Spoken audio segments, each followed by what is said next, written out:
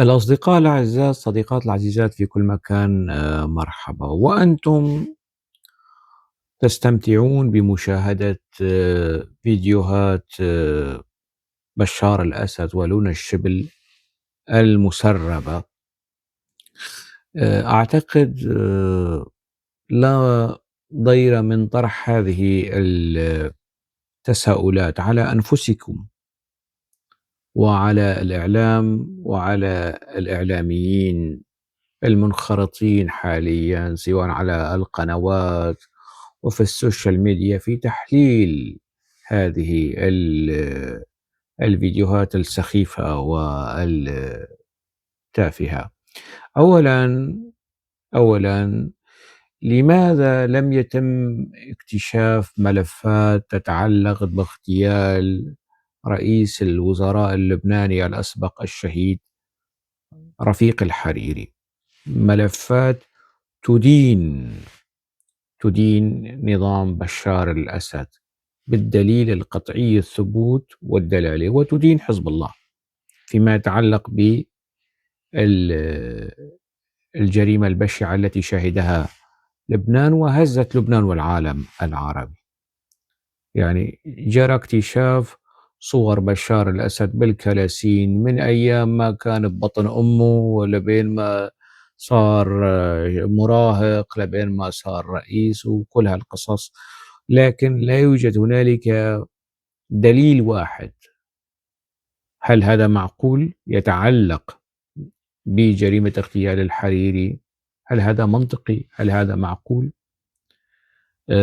بكل تأكيد هنالك أدلة تم العثور عليها، لكن يصار إلى التكتم عليها لحينها لاستخدامها كغرض، كورقة للتوظيف الإعلامي والسياسي حين الحاجة، وليس الهدف البحث عن الحقيقة والرأي الآخر. كل القصص التي تقال وتصدر في الإعلام العربي أيضا في هذا السياق، ضمن بحبشة وتسريبات يعني ما يصدر إلينا على أنه سبق إعلامي والقصص، لم يصار حتى الآن العثور على وثيقة أو مجموعة وثائق تتعلق بملفات مسلسل الاغتيالات التي شهدها لبنان من 2005، من 2004 2005 وحتى آخر جريمة اغتيال هزت لبنان. لم يصار إلى الكشف عن أي وثائق تتعلق بانفجار ميناء بيروت. كل هذه وملفات أخرى تتعلق بالفساد المالي في لبنان، التشابكات الإقليمية ما بين النظام السوري والنظام الرسمي العربي والمسؤولين العرب والإعلاميين العرب.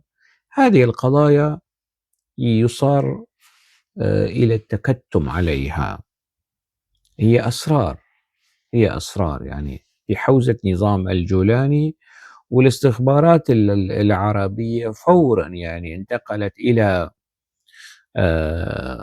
إلى الشام واشترت الوثائق التي تتعلق بأنظمتها أو تورط أنظمة بلدان عربية وخليجية مع النظام السوري السابق. يعني القضية لا تتعلق بلونا الشبل، لا، هنالك أجهزة استخبارات، هنالك دول ساهمت في صناعة بشار الأسد، مش بس يعني لم يتكفل فقط نظام حافظ الأسد والحرس القديم لدى حافظ الأسد في تقديم وتصدير وترسيخ بشار الأسد، لا، هنالك أنظمة عربية وحتى خليجية ساهمت في ذلك. وبالتالي بعد سقوط هذا النظام فورا سارعت أجهزة الاستخبارات إلى الانكباب على والانقضاض على كنوز الوثائق والأرشيفات التي تدين النظام الرسمي العربي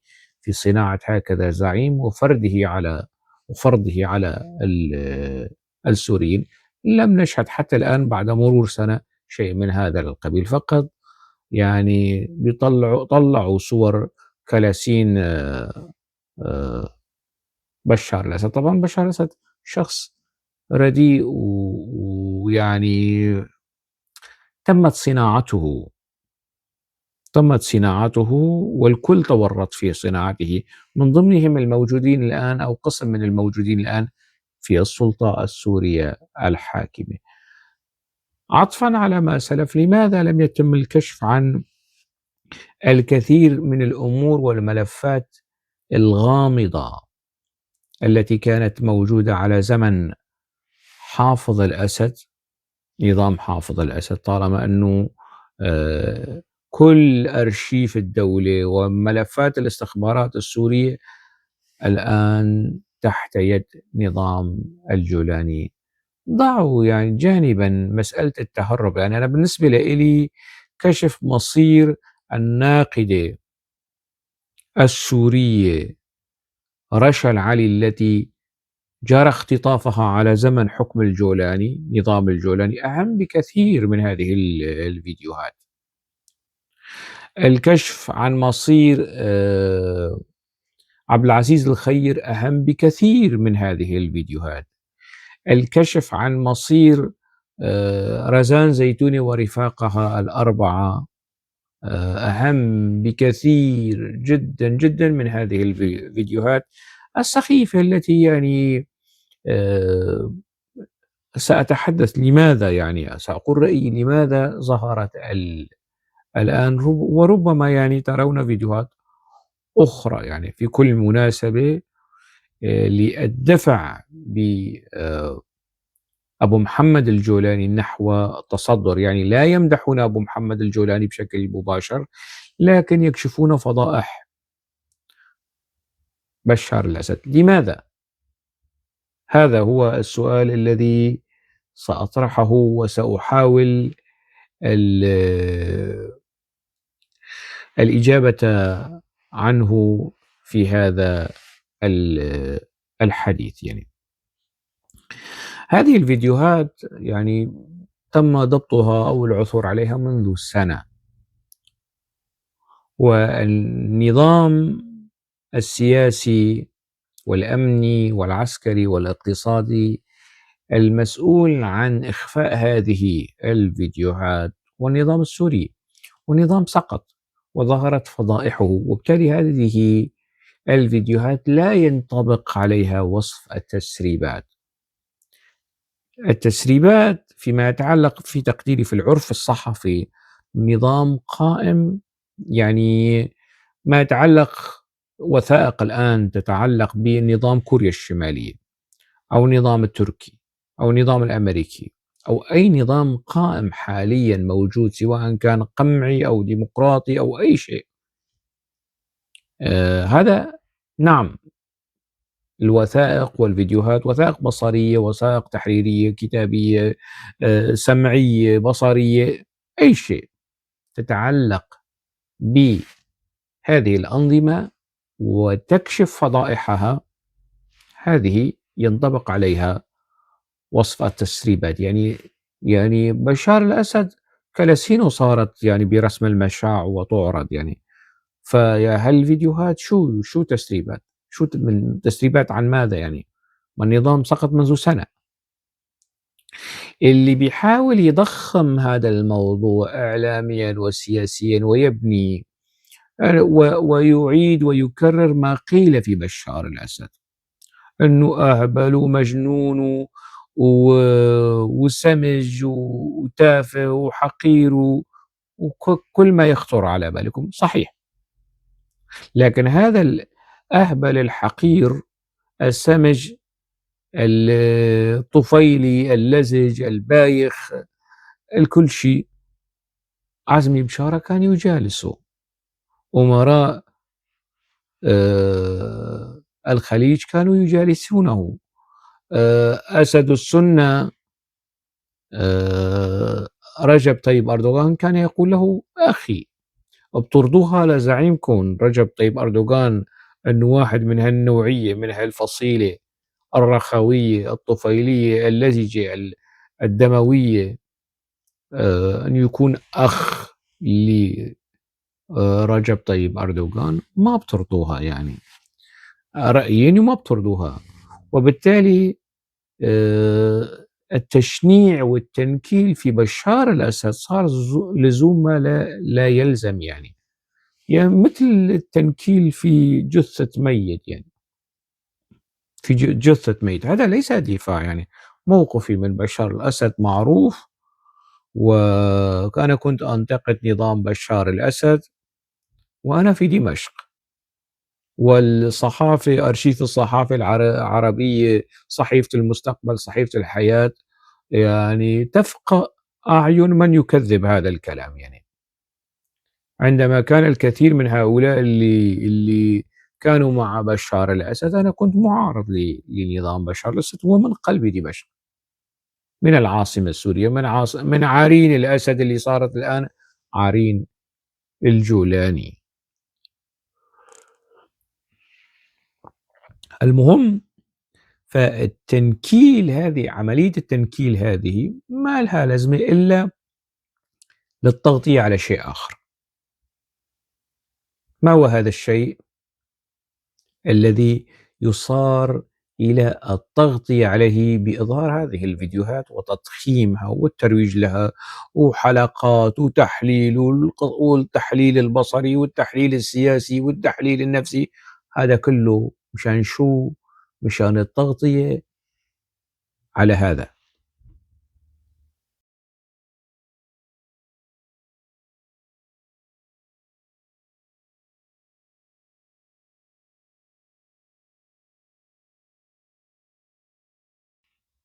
أسامة عثمان الذي ظهر في الإعلام مكتئبا حزينا غير راض عما يجري في سوريا، وقالها بما معناه أنه آه، نظام الأسد رحل ونظامه باق ومستمر ويجدد دورته الدموية، وتحدث عن الكثير من الأمور التي ينبغي أن تؤخذ على محمل الجد والعقل والأخلاق.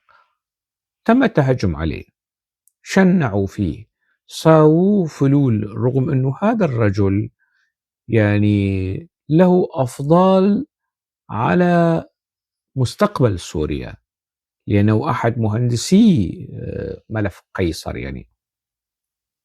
فواحد ساهم بهذه العملية يستحيل أن يكون فلول يعني. فأي شخص ينتقد نظام الجولاني أو لا يتعامل مع هذا النظام بعين العظمة والتمجيد وطالع البدر علينا ومن هالتفاهات والسخافات، فورا يصار إلى توجيه التهمة إليه على أنه فلول. إذا كان كردي مثلي مثلا هو صار قسدي، إذا صار مثلا إذا كان درزي انفصالي تابع للهجري، إذا كان علوي فهو فلول، وإذا كان سني فهو كيوت وبايع نفسه وبايع القضية السنية وبني أموية ومن القصص السخيفة والتافهة. إذا الإعلام العربي تورط أو متورط في صناعة بشار الأسد بعد وفاة والده. بتتذكر وأنا بتذكر يعني قناة الجزيرة في تلك الفترة المفصلية، المرحلة الانتقالية من وفاة حافظ الأسد ومجيء بشار الأسد، كان نفسها هجومي نقدي، واستضافت الكثير من قيادات الإخوان، واستضافت أحد الرموز البعثية من حلب، الذي كان يحكم سوريا في الستينات في 68، وأيضا سني لا يحضرني الآن اسمه. فالكثير من رموز الجيش والقيادات السنية المنشقة أو المغضوب عليها جرى استضافة استضافتها والاستماع لها سواء في الاتجاه المعاكس، شاهد على العصر، في التقارير الإخبارية. لكن بعد أن ترسخ واستقر هذا النظام وما عاد في مجال أنه زعزعة النظام، الجزيرة غيرت نفسها وصارت تدعم بشار الأسد. وفيصل القاسم نفسه ب2007 فبراير 2007 جرت استضافته، وكان يعني صار نوع من الاختراق لقناة الجزيرة عبر شخصيات أو إعلامية منهم لونا الشبل يعني. فلما غيرت الجزيرة خطابها بعد 2011 جرى الانسحاب. لونا وآخرين من مصر كذا منهم كموقف احتجاجي يعني من سياسات الجزيرة. يعني أنا بعرف منى سليمان الصحفية والإعلامية المصرية كموقف آه، قدمت استقالتها من الجزيرة. لكن لونا الشبل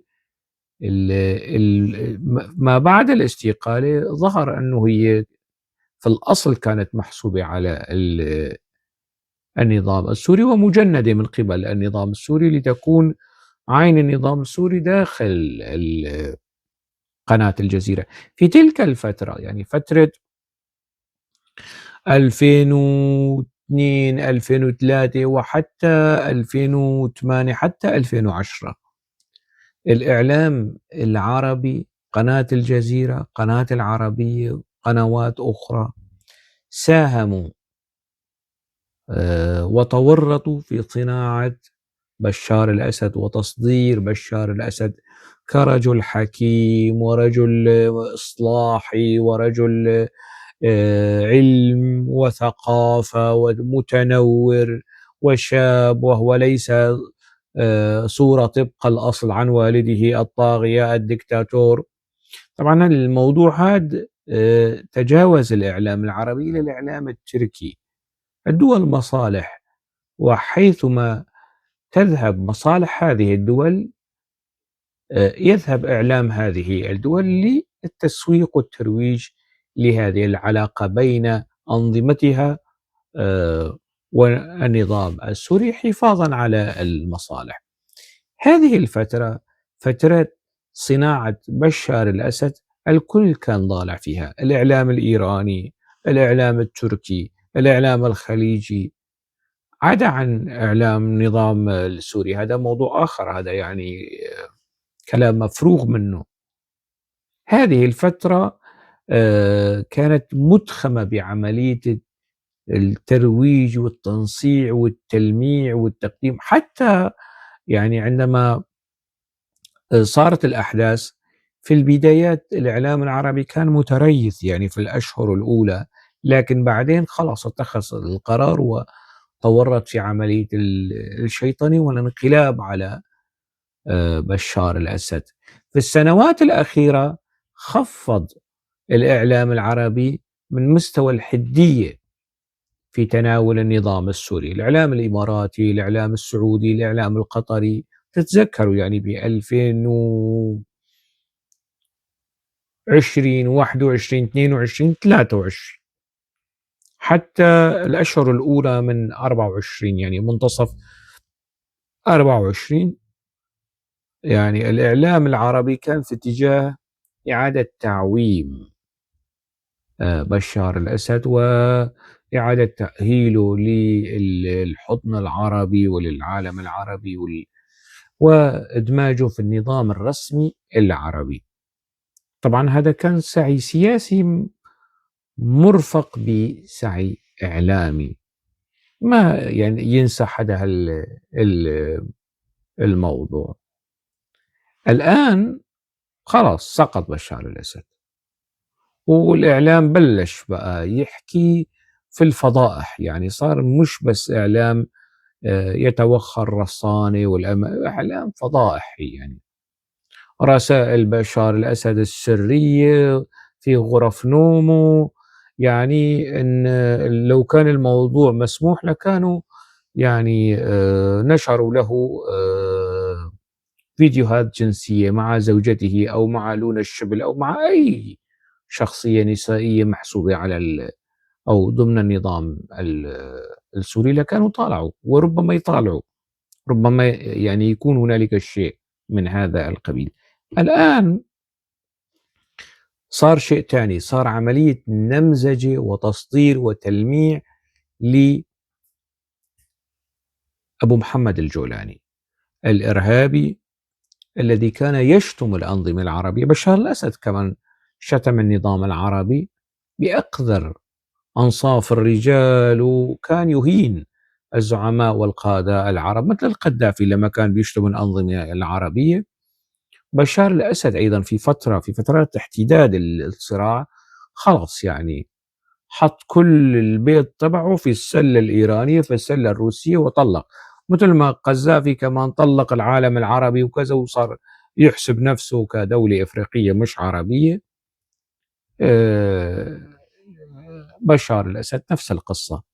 الجولاني أيضا، الجولاني حتى 2015 2016 كان يشتم الأنظمة العربية وعلى القناة القطرية على قناة الجزيرة في حواره مع أحمد منصور أنه النظام العربي يدفع الجزية للأمريكيين. طبعا حذفوا، إذا بترجعوا الآن إذا عدتم إلى ذلك الفيديو في قناة المنشور يعني في قناة الجزيرة حوار أبو أحمد منصور مع أبو محمد الجولاني، راح تشوفوا أنه المقاطع التي يشتم فيها النظام العربي مقصوصة من الموضوع، لكن الناس شافت ووثقت وضبطت الاثنين يعني الجوز يعني أحمد منصور والجولاني بالجرم المشهود في إهانة ال النظام الرسمي العربي والقادة والملوك والرؤساء العرب. بشار شتم، الجولاني شتم، لكن الآن الجولاني يصار إلى إعادة تأهيله. طبعا الأمريكيين دخلوا، الاستخبارات البريطانية تدخلت، جورج روبرت فورد صار مدرب أو أحد مدربي الجولاني وإعادة تأهيله والقصص هي كلياتها. طبعا أنا معني بتلك الفترة، فترة ظهور خلاص يعني الجولاني كشف عن وجهه وصار يعني يظهر غير ملثم، ما عاد في داعي انه يظهر لا صار يظهر بوجه مكشوف، وطلع على الاعلام الامريكي يمكن في 2022 الصحفي الامريكي المعروف، وبعدين اجت قصة روبرت فورد وبعدين وهكذا. يعني لم تكد تمضي 3 4 سنوات وخلاص يعني صار جاهز لكي يصل ويتبوأ المقام المرسوم له يعني الجولاني. هلا ما في انقلاب في العالم العربي دون تدخل آه، أجنبي، ما في. لا يمكن أن ننظر ببراءة لكل الانقلابات في العالم العربي على الأنظمة الملكية، من انقلاب عبد الناصر إلى انقلاب البعث في سوريا إلى انقلاب البعث في العراق والانقلابات الأخرى، دائما كان هنالك تدخل في تقرير مصير هذه الشعوب من الخارج. فالخليجيين شافوا انه الامريكيين والبريطانيين عم يجهزوا هذا الزلمه، خلاص دخلوا على الخط طالما هنالك شيء مشترك ومواجهه التمدد الايراني والاحتلال الايراني للعراق ولسوريا وللبنان ولليمن والخطر اللي تشكله ايران. طبعا ايران يعني جرى تقويضها، يعني قوتها بحدود 70% يعني أذرعها حزب الله حماس نظام سوري كلها الحوثي كلها التفاصيل هي. قريبا الميليشيات الموجودة بالعراق كمان سيصار إلى قصقصتها يعني، بس تترسخ الأوضاع في سوريا. مهم آه هذه العملية، عملية النمذجة والأسطرة والتصدير والتلميع، يعني وكأنه الإعلام العربي يعني معذرة عن هذا التشبيه، لكن يعني ينطبق عليه هذا الوصف. يعني الجولاني جزمة قديمة مستهلكة في داعش، في القاعدة، ماضي غير مشرف، غير مشرف الماضي أبدا، يعني لأنه الماضي يستهدف النظام العربي، المجتمعات العربية، الأوطان العربية. فالجزمة القديمة دي كما يقول المصريون، وتحول الإعلام العربي إلى صندوق بويا وبيلمع في الجزمة دي، بيلمع في الجولاني تلميعا، من بيظبطوا له أموره، بيصرفوا يعني قطر والسعودية تنفق من ميزانيتها على ترسيخ وتثبيت هذا النظام. رواتب موظفين، رواتب إعلام، رواتب مؤسسات إعلامية تابعة لقطر أو تميل إلى السعودية أو إلى هنالك صرف مهول في هذا الإطار لتصدير ونمذجة الجولاني. في السنة الأخيرة يعني الناس تململت، والناس أنا شفت مثقفين محترمين معتبرين سوريين أصلاء دمشقيين زاروا دمشق وعادوا غير راضين، يعني قالوها بصريح العبارة. أنا بعرف مثقفين وباحثين محسوبين على مؤسسات، يعني لا نقول عنها معارضة أو موالية، لكن حالة السخط والنقمة لديهم في أعلى مستوياتها.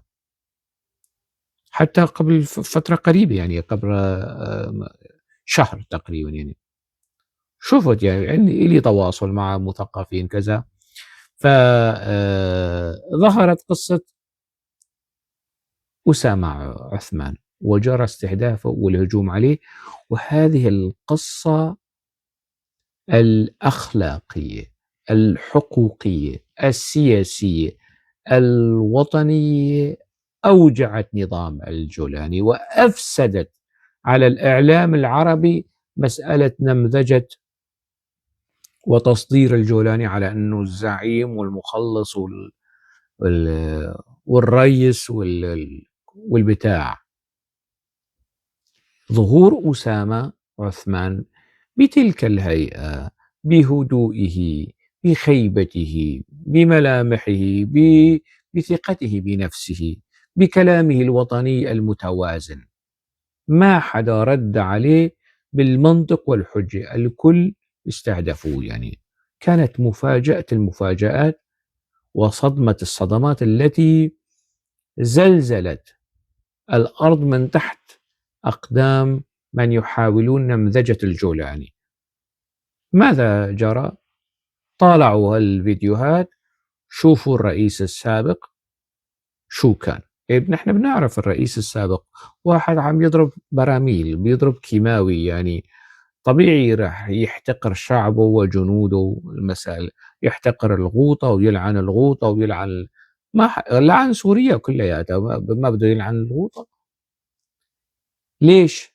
يعني هذه الفيديوهات في رأيي أنه ظهرت في هذه الفترة للتغطية على التأثير الإيجابي الناقد والناقم والساخر والساخط الذي خلقه أسامة عثمان ضد نظام الجولاني وضد الآلة الإعلامية اللي بيشتغلوا فيها. صاروا مثل الزومبي، مثل قطعان الزومبي اللي ما عندهم لا عقل لا أخلاق لا كذا، ودمويين يتجاوزوا التوحش.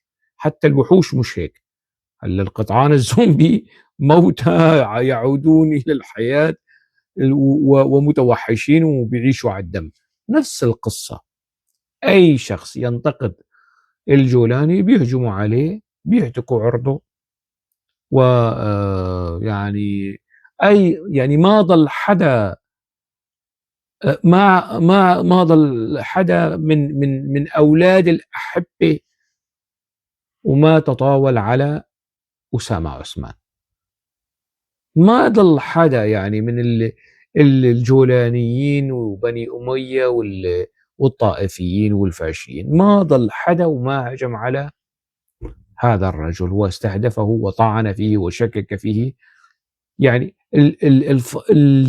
الخدمة الوطنية الحقوقية الإنسانية القانونية الجليلة التي قام بها هذا الرجل ذهبت أدراج الرياح لمجرد أنه انتقد رأسهم ونظامهم وأحمدهم وتاجهم وجزمتهم، جزمة الشعب، يعني شعب بني أمية هاجموا.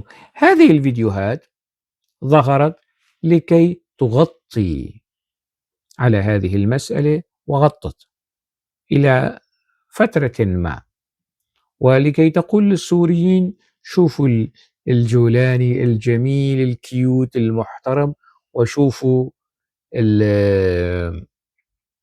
شوفوا بشار الأسد السافل التافه اللزج الوقح الذي يتطاول على الغوطة ويتطاول على جنوده ويتطاول كذا، يعني على أساس أنه لكي ينمذجوا ويلمعوا في الجولاني ويصدروا، يزيدون تنكيلا وتشنيعا يعني في بشار الأسد. هذا سلوك غير مهني وغير وسلوك مشبوه، وبالنسبة لي مفضوح. يعني بإمكانهم. طيب ماذا عن الإعلام العربي؟ لماذا لا يثير ملف زوجات الجولاني، زوجاته الأخرى؟ فالعربية فلتفرض يعني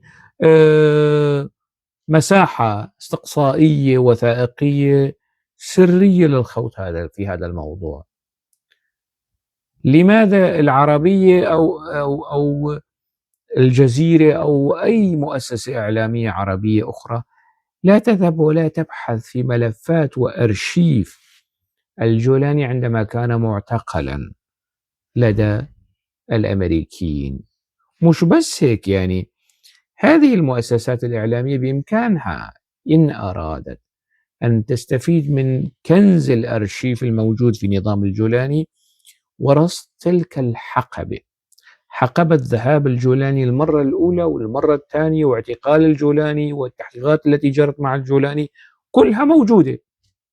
ماذا قال الجولاني أثناء التحقيق في المرة الأولى وفي المرة الثانية؟ فليكشفوا للرأي العام شو قال الجولاني وقتها. شاطرين بس إنه والله بشار الأسد يطالعوا فيديوهات عن بشار الأسد، طالعوا يعني بس. طيب ماذا لو ظهرت فيديوهات الآن، فيديوهات عن الجولاني وجرى تزويد العربية والجزيرة بهذه الفيديوهات، فيديوهات جنسية، فيديوهات تتعلق بالقتل، تتعلق بالتصفية، تتعلق بأشياء أخرى كثيرة، هل ستنشرها قناة العربية وقناة الجزيرة وقناة العربي؟ هذا الإعلام اللي بيقول الرأي والرأي الآخر، وأحيانا قبل الحدث ومع الحدث وأحيانا قبل الحدث، والشعارات اللي بيطرحوها، هل سينشرون فيديوهات تتعلق ينسفوا كل الشغل اللي عم يشتغلوه في تنصيع وتلميع، ومثل دونالد ترامب بيعطيه بخات من العطر؟ الآن نفس سلوك الإعلام العربي اللي بيساويه نفس سلوك ترامب، بيعطوه بخات عطر يعني.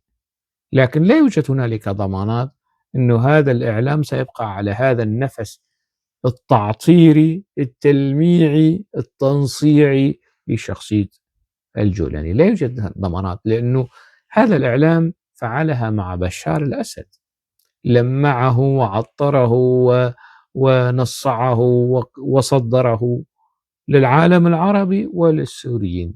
فعلها مع رجب طيب أردوغان أيضا.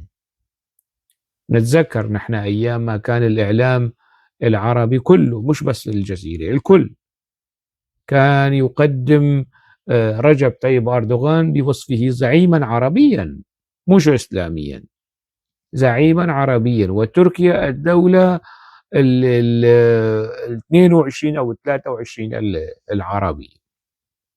كلنا بنتذكر، يعني نحن أبناء جيل عايش كل هذه الصفاقات والصفقات في الإعلام العربي.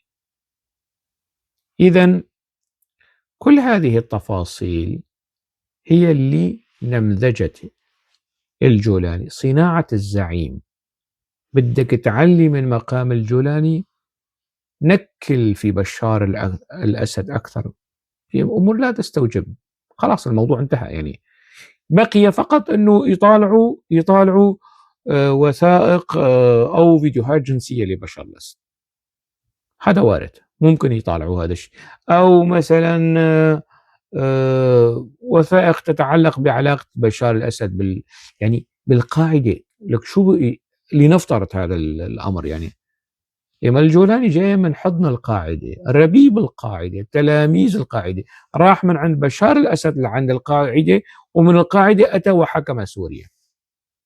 هذه خلاصة سيرة الجولاني من أقبية المخابرات السورية وتحقيقات المخابرات السورية، مثل ما تايل، يعني مش لأنه العين كان عليه من ذلك الحين، لا،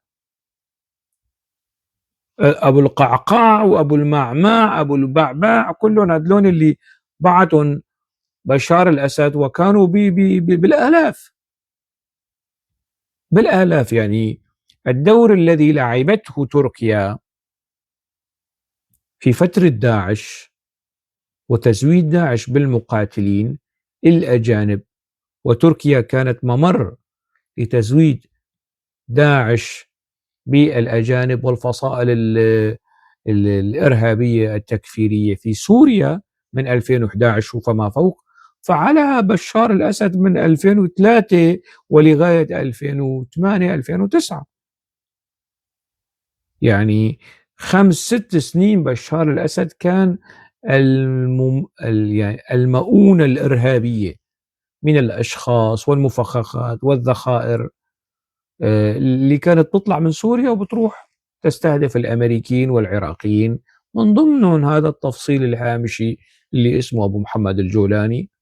وبعدين إجا وصار رئيس سوري مؤقت، والآن بمعية الإعلام العربي والإعلام الخليجي خلاص سيفرض على السوريين زعيما، كما فرض حافظ الأسد وبشار الأسد على السوريين زعيما. حافظ الأسد من 70 لل2000 30 سنة، بشار الأسد من 2000 لل2000 نهاية 2024 سنة خلاص. يعني والجولاني نفس القصة سيفرض علينا. يعني الآن هذا هو، أنا أقرأ هذا المشهد التافه من على هالمستوى. يعني الموضوع مش فضح بشار الأسد، بشار الأسد مفضوح. يعني شو بتكون أكثر من واحد حجر 8 مليون من شعبه، دمر بلده، ناطرين فيديوهات مع لون الشبل؟ لا، الموضوع مش هيك. الموضوع هو انه شوفوا يا سوريين، مستوى السخط والنقمة ارتفعت لدى السوريين من نظام الجولاني بعد مرور سنة، فطالعوا هذه الفيديوهات انه بدكم ترجعوا عند بشار الأسد، على نظام بشار الأسد ولون الشبل، بدكم ترجعوا لهيك نظام.